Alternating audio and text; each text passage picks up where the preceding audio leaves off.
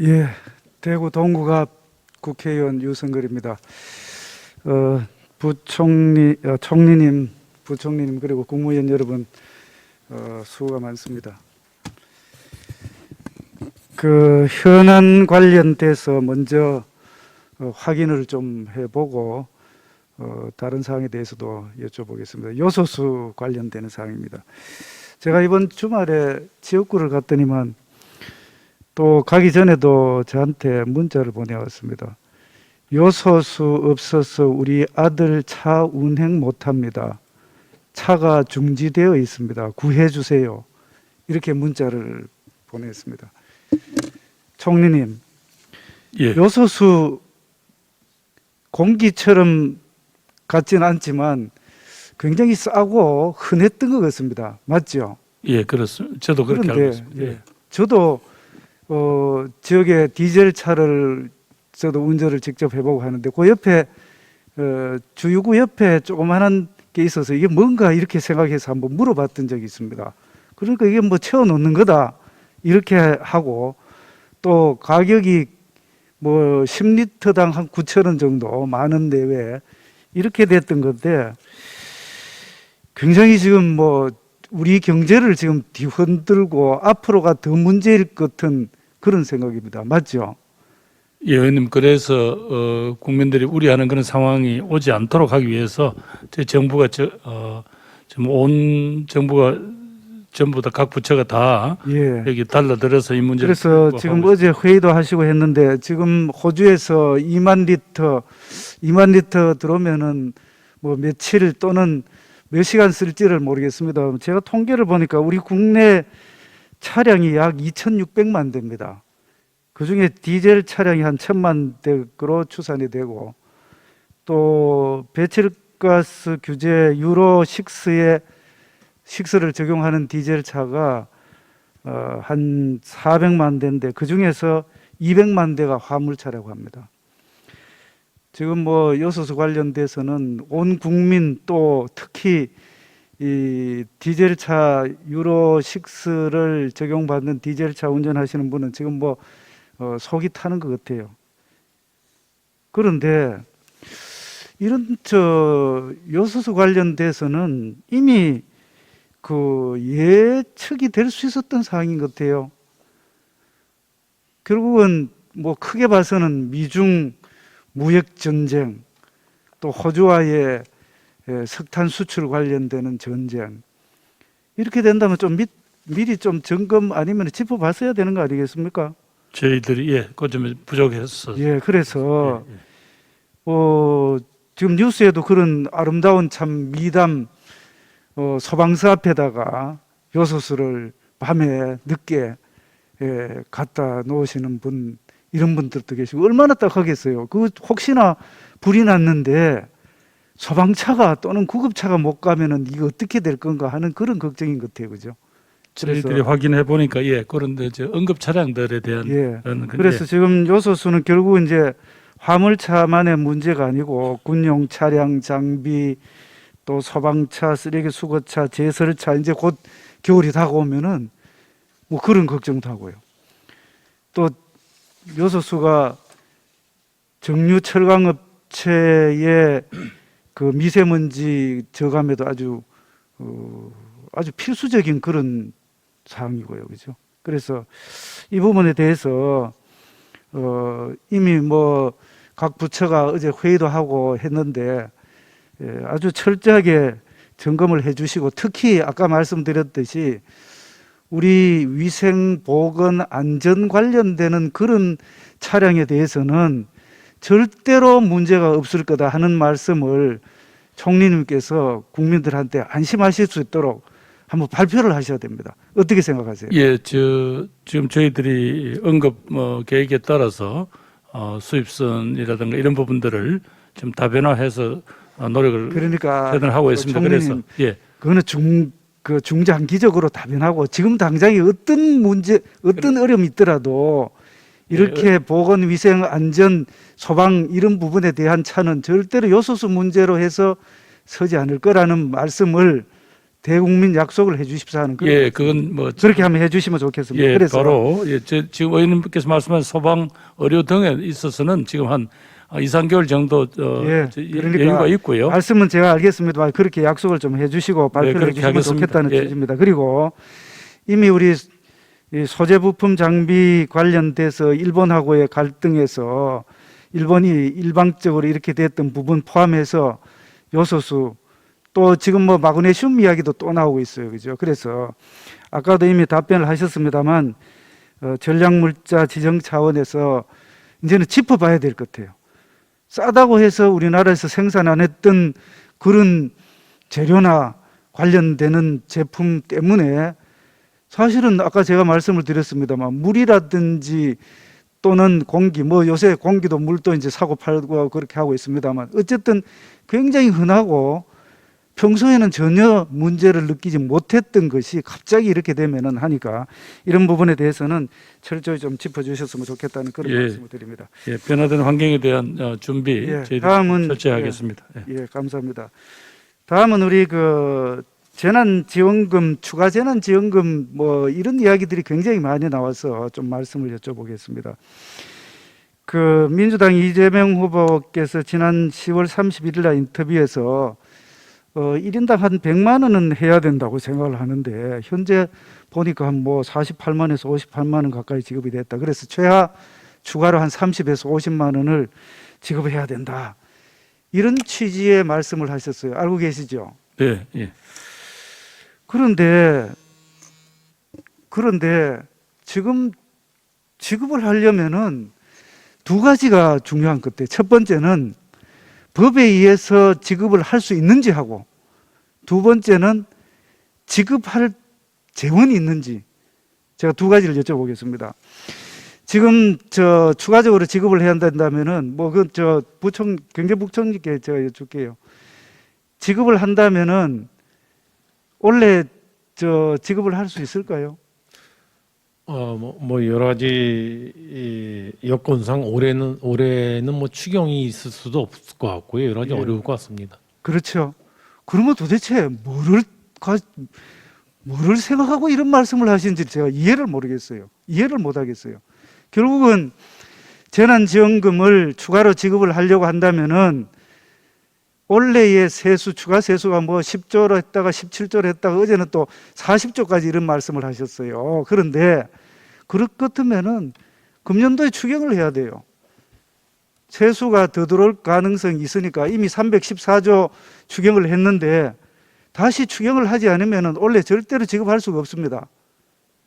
부총리 맞죠?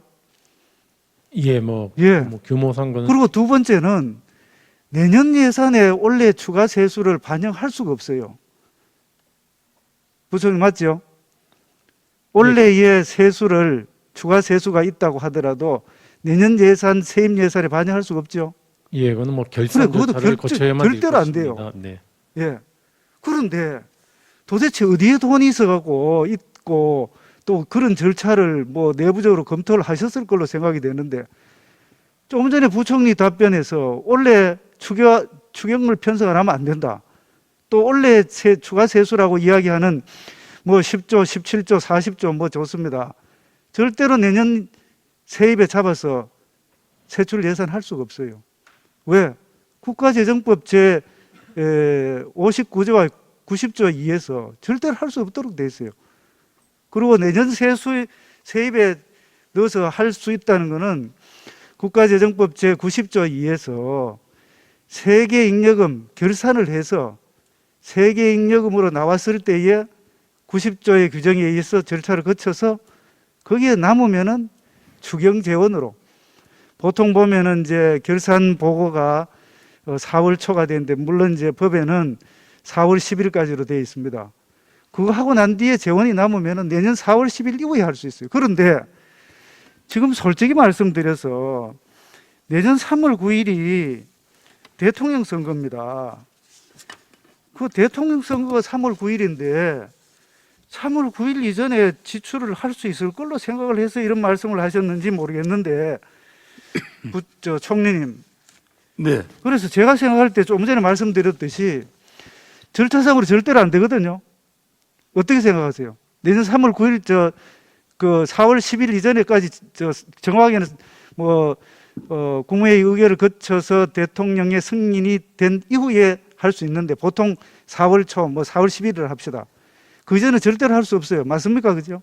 그러니까 뭐 절차상은 예. 그렇게 안 되는 거를 왜 이런 말씀을 하시냐고 보니까 지금 이 전 국민 추가 재난지원금의 성격에 대해서 첫 번째는 코로나19로 인한 손실에 대한 보상인지 전 국민을 위로하는 코로나19 때문에 고생 많이 하셨습니다. 위로금인지 아니면은 진짜 경제가 어려우니까 경제를 활성화시키기 위한 소비 진작을 위한 그런 목적인지 아니면은 네 번째 제가 이런 말씀을 드리면은 뭐 여당 의원님들 또는 정치인들이 무슨 말씀을 하실지 모르겠는데 이거야말로 매표 행위로서 국민들한테 표 살려고 하는 거 아니냐 이런 의심을 갖게 할 수밖에 없는 그런 상황이에요. 지금 두 분이 말씀을 하셨지 않습니까? 원래 예산으로 절대로 할 수 없어요. 추경 지금 11월 오늘이 8일입니다. 추경안 제출하겠어요? 그렇다면은 이거나야말로 포퓰리즘적인 진짜 매표 행위의 대표적인 예일 수가 있다. 이런 생각이 듭니다. 그 다음에는 금액에 대해서 말씀드리겠습니다.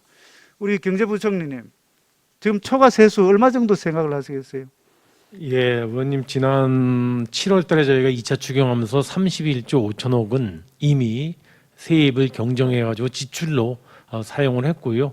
그 이후에 그러니까 얼마 정도 하반기 지금 생각을 때문에 하고 계세요? 조금 더 들어올 수 있을 것 같습니다. 얼마 정도? 조금이라는 게 얼마예요? 조금 몇 천만 원, 몇 천억입니까? 아니면 얼마예요?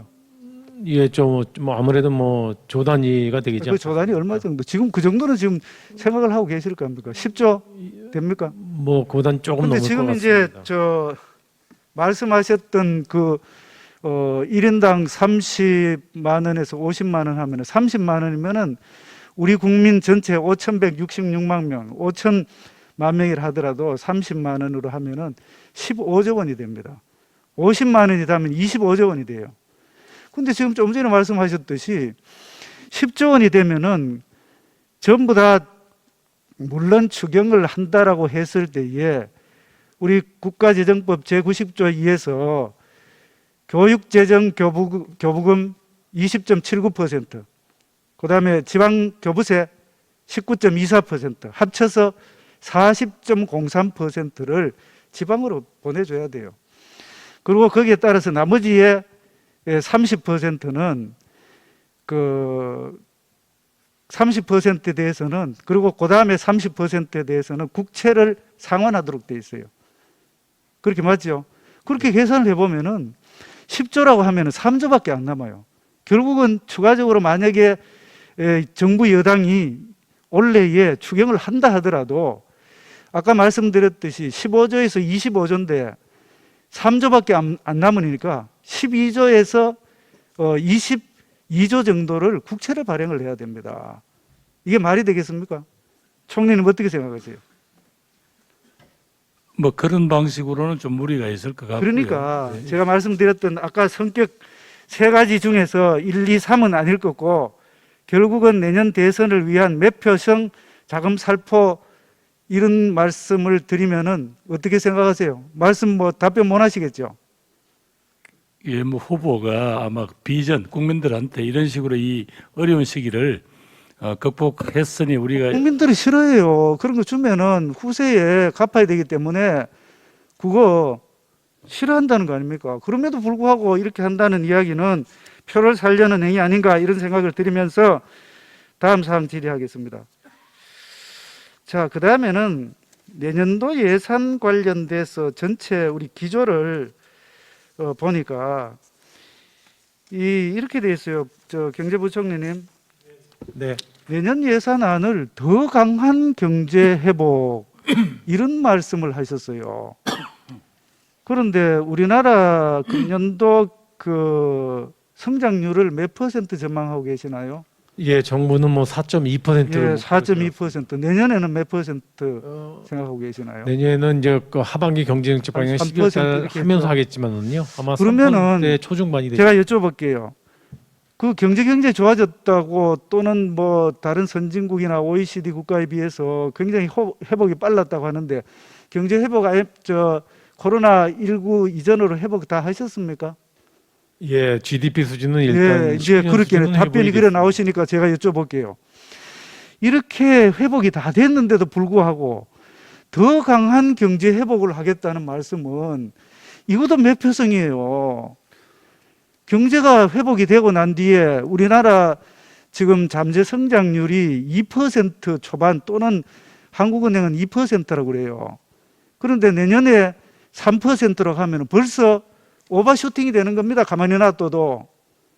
맞죠? 부총리님? 아니, 그런데 뭐 저는 의견을 달리합니다. 예, 그렇게 의원님. 들어보세요. 의원님 지금 의견이 잠깐만요. 그래, 알았습니다. GDP 그래서 코로나 이전 수준을 부총리 회복하는 데 잠깐만 그쳐서는 들어보세요. 빌 수가 없습니다. 제가 그래서 지금 현재 상황에서도 이미 조금 전에 부총리 말씀하셨듯이 경제가 다 회복이 됐다고 하는데 첫 마디가 더 강한 경제 회복이에요. 뭐 어떻게 회복하겠다는 겁니까? 예, 제가 지금 말씀을 그렇지 드리겠습니다. 잠깐만요. 제가 여쭙기 전에요. 그래서 이런 걸 보면은 지금 그 금리를 지금 올리겠다고 한국은행에서는 사실상 이미 예고했는 그런 상태입니다. 그래서 지금 금리를 지난번에 올렸고 지금 앞으로 올릴 거예요. 지금 미국은 테이퍼링해서 내년 6월 달에 되면은 전체 국채 또는 그 채권 매입액을 제로로 만들고 그다음 단계는 테이퍼링 끝나고 나면 금리를 올리는 거예요. 그럼 우리나라는 벌써 금리를 올리고 있지 않습니까? 결국은 통화신용정책에서 긴축을 하고 있는데 왜 하겠어요? 아까 말씀드렸듯이 우리나라의 잠재 성장률이 2%이기 때문에 내년도에 그냥 놔둬도 3%가 되고 거기다가 기름 붓고 또 불을 붙이면은 인플레가 그렇지 않아도 지금 밖에 나가 보세요.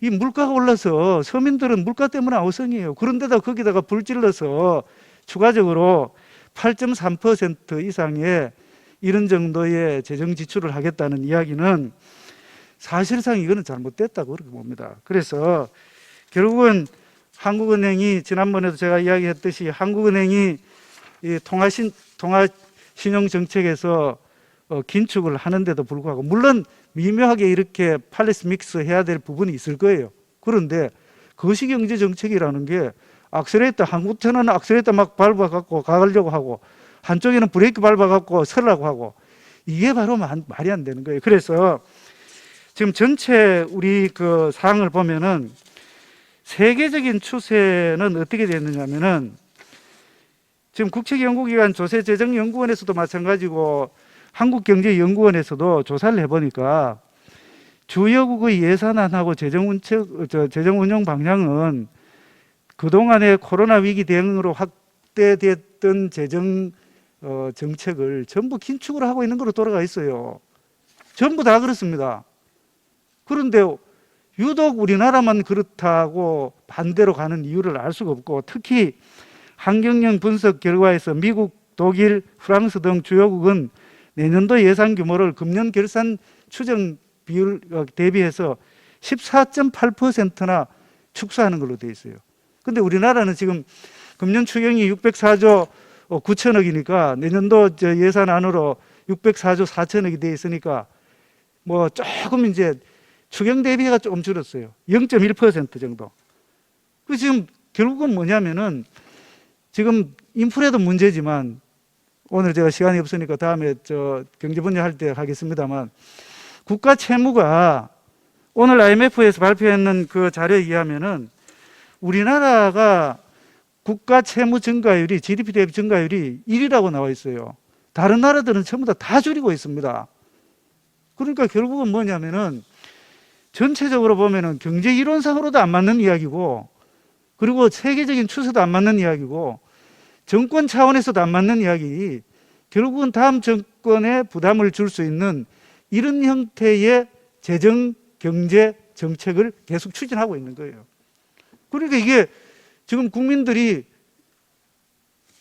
세금 올려서도 문제가 되고 아우성이고 집값 올려서도 아우성이고 이제 물가 올려서도 아우성이고 그다음 미래 세대는 빚 때문에 아우성인 이런 상황이 되어버리는 겁니다. 그래서 내년도 전체의 새 재정 관련되는 사항을 총리님 앞으로 이 정부가 제가 이제까지 봤더니만 다른 정부의 경우에는 다음 정부에 대해서 최소한의 배려를 해줘요. 왜? 지금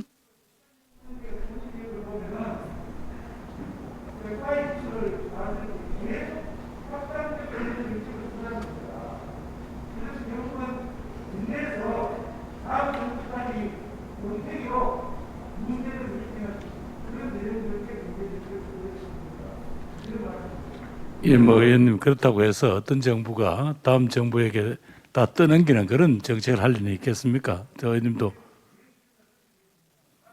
의원님 맡은 예산 심의 과정에서 의원님들의 그런 의견들이 충분히 토론될 수 있기를 기대합니다. 유성걸 의원님 수고하셨습니다. 다음은 비례대표이신 더불어민주당의 양경숙 의원님 질의해 주시기 바랍니다.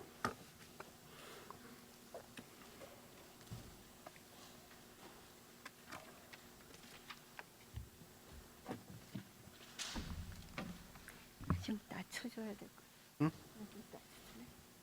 저쪽.